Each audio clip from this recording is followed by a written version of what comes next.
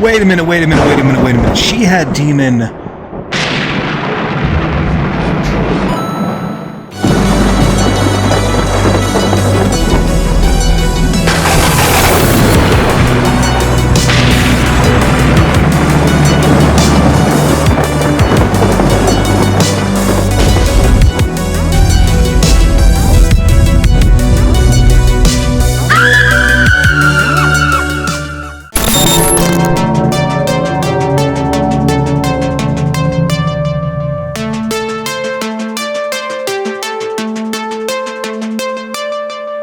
What's up, everybody? Welcome back to Beyond the Gray Media. This is Josh here, checking in on you out there in YouTube land. YouTube, how are you doing? Welcome in. Whatever you're doing, you are looking great. Good to see you, dude.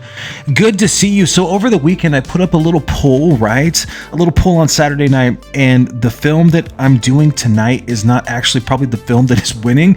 And it's not like I tried to rig it. It was just, and at the moment when I recorded some of this stuff on Sunday, this film was in the lead, and so I chose my favorite. I shouldn't say favorite, because these are all my children. The films in question here are Dead and Buried, okay, an amazing film, and maybe I'll still do all three of these because, like I said, they're all my children. I love them all equally, okay? I just chose Masoleum tonight because I really love Masoleum. That was Burial Ground, amazing zombie flick. And of course, Masoleum that we're talking about. If you want to see the rest of those, I have no problem making videos for all of them.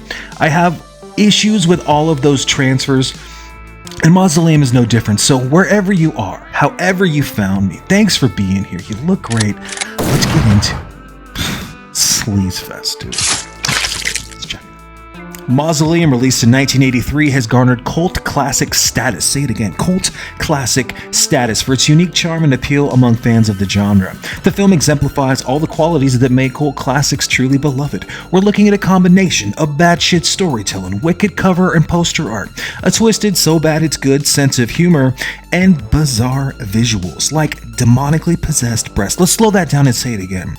Demonically possessed breasts. That sounds like the full album from the new Putrid pile, right? The film had limited success with its initial release, but found a second life through home video and late-night cable TV.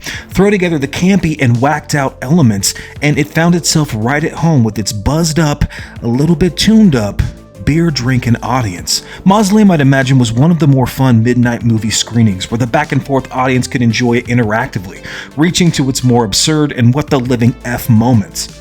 Masoleum features a variety of special effects that, while not always super sophisticated by today's standards, they are memorable in their execution. The practical effects, including makeup and creature design, contribute to the film's cult status as fans often celebrate its over-the-top yet imaginative approach to horror.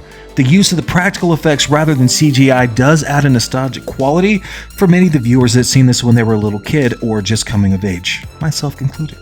But let's be real. The reason that we're here is we got to talk about this smut-tastic,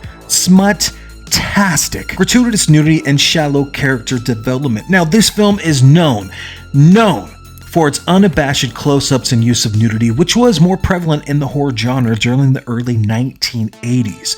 Now, I know there are people out there, even reviewers out there, who don't feel like there's a place for that in their horror. They criticize there's never any reason or place to put so much sexuality and graphic nudity in a picture.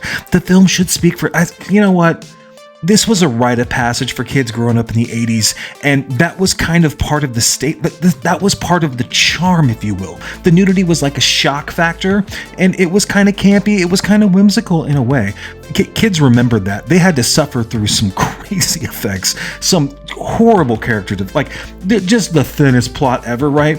Just horrible for that nudity, and that's really kind of what I think keeps bringing people back. That's what this film's known for, is those demon tas and some of that campy ass nudity. And let's be real, in this film, Susan was just a straight up tease. Now, Masoleum, this has one of the more iconic pieces of VHS poster art for the video store era. When so many things factor and decisions are weighed against the scale of what a cover promises within, decisions have to be made. Striking though, provocative, right? The covers were kind of a promise of what was inside. Now, just because it looks like this does not mean that you're going to get something that badass. That usually was not the case. Teasing the film's horror themes were also hinting at the campy nature of what was inside, right? The artwork features this demon in this cemetery scene, and it's so misleading to so many people. There's barely any mausoleums or cemeteries in the film. This takes place in like some fucking mansion. It doesn't even make sense.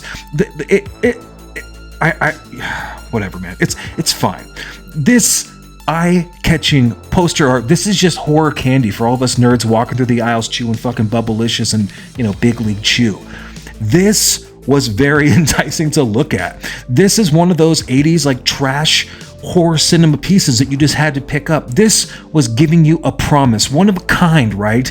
That it did not deliver on whatsoever. Masoleum was something else. And speaking of the nudity, what people remember the most, I think, about this film, outside of the cheesy 80s music and the dancing and the Chuck E. Cheese kind of puppetry, right, is some of that graphic, the taws that are in this film. The notorious image of the demon characterized by exaggerated features, right? Exaggerated features. It's surreal when you first see it. It's bizarre. It adds this layer of shock and absurdity that I remember I was like, what the hell are those? It was so crazy, dude. It reminds me of like growing up and being in the pit at a Gwar show, right? And they're about to bring out a new character and they're going to sacrifice it. When you see those taws for the first time and they're like, there's like slime and they have faces on them, dude. It's something else, dude. Masoleum, it has a pair.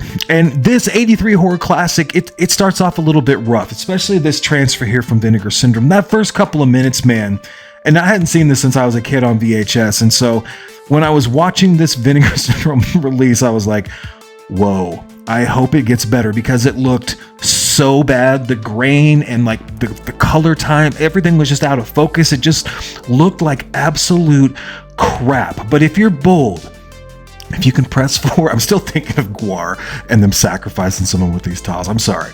If you can be brave and you can get through the runtime, as it gets a little bit farther in, like within like 3 minutes, all of a sudden, like the tracking looks great. It goes from terrible to fucking great. And I know it's restored with the camera negative in 4K. It's not a 4K UHD, it's a Blu-ray. But it's like they took the lens cap off of this transfer. All of a sudden, it just looks great. Once they get outside of the cemetery and they get like into the 80s, and chicks there. Let me give you the basic plot for Masoleum. Plot for Masoleum really doesn't matter. But if you really want to know, I guess the nuts and bolts of the story, they're pretty straightforward. Susan Nomad, she's drawn to a mausoleum for her family while attending a funeral as a child. What folds is this kind of like green smoke and circus lighting as she walks into this thing, and she awakens a family witch or demonic entity that manifests years down the road. Okay, we catch up with her and her well-to-do husband many years later in a very large home that comes complete with a hired housekeeper and gardener. Seemingly out of nowhere on her 30th birthday, the anniversary of her mother's death, you hear the sound of these trilling cicadas, these crickets all of a sudden, and Susan's eyes turn green, and the family curse of the firstborn daughter takes over and turns this film into an episode of Penthouse Forum, only shot on the set of The Evil Dead. That's your basic plot to Masoleum. It's almost like a softcore special for the first act. Before the green smoke comes spewing and the demonic force takes over, Susan's eyes turning green is a pretty cheesy effect, one that I can't help but think would actually be better by just removing it altogether.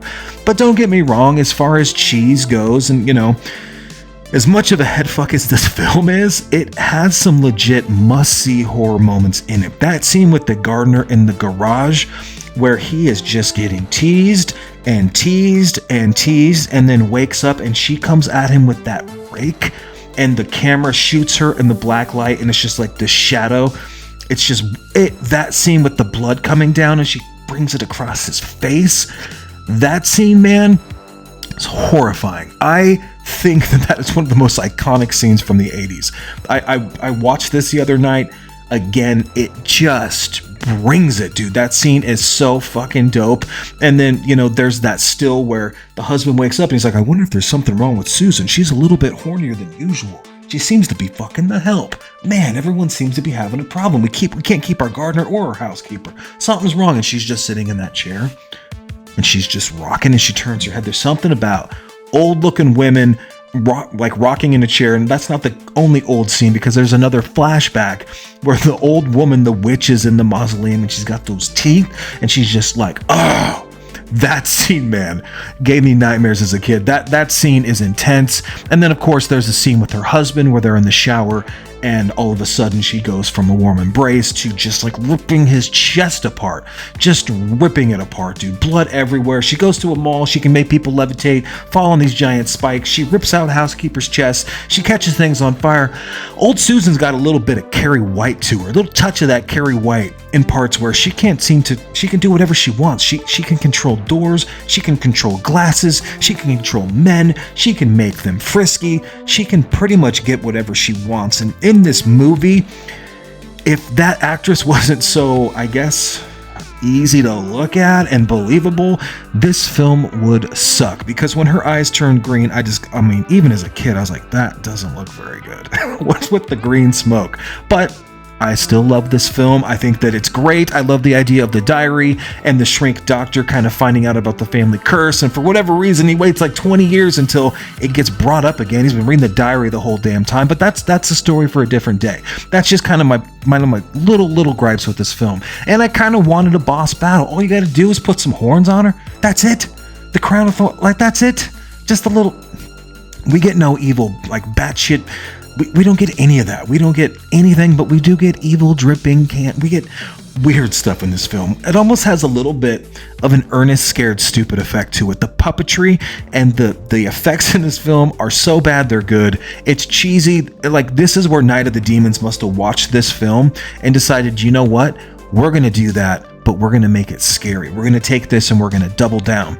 And that's this is a little Chuck E. Cheese. This is almost like they're up there playing guitar, singing, little Kenny Loggins, little Danger Zone. You know what I'm talking about? And it's got that cult. It's got that it factor, man. If you haven't seen Masoleum, get out there. If you can catch this thing on sale like I did for $25, doesn't have a slip, but the release is fantastic. It's got all kinds of cool special features, reversible cover art with that witch face, man. It's a hoot. It's a damn good time. I'm a big fan of cemetery films or anything involving witches. I know that it's kind of like demonic, but this doesn't really explain very well. You got to put a lot of pieces together, and really all you're here is for is a little bit of sexuality and some bad gore, and that's your film.